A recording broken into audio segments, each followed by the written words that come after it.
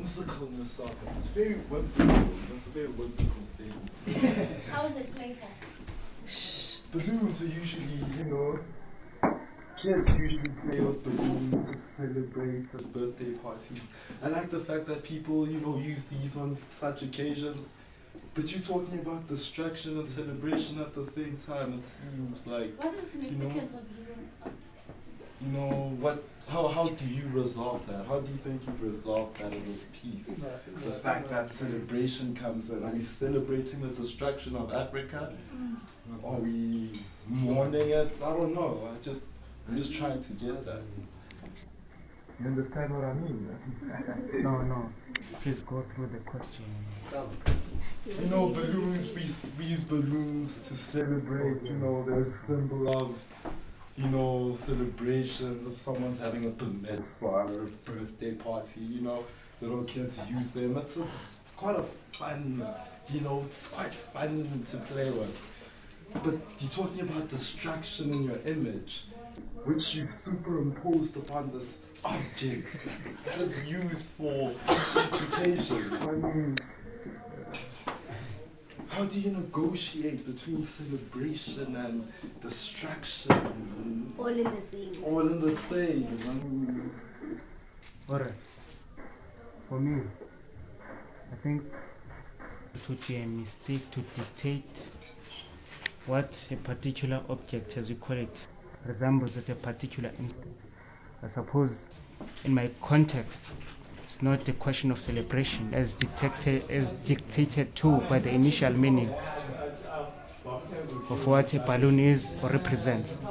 Now, the balloon has been used as an object for resistance. So that is why that image is attached in that instance.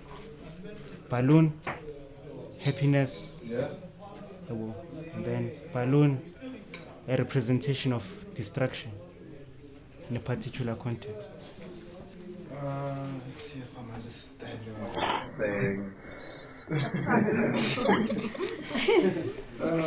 Using contrast, you're negating the iconicity of the balloon, is it,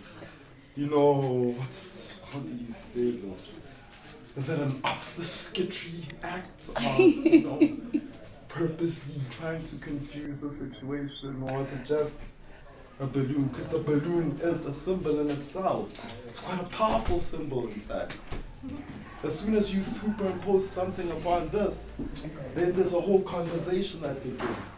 There's a discussion between this and this, the positive and the negative, the expressiveness of the lines.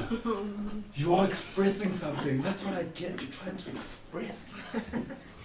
What is it exactly that you're trying to express when looking at such symbology? The continent,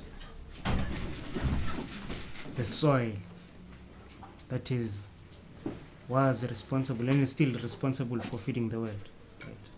Now without any intention. So I suppose the soil is also referred to as a mother.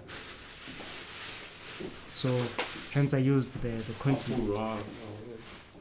And then the woman on the center there, or rather the person there, it symbolizes both the males and females, like in the continent and the suffering, like I've said before.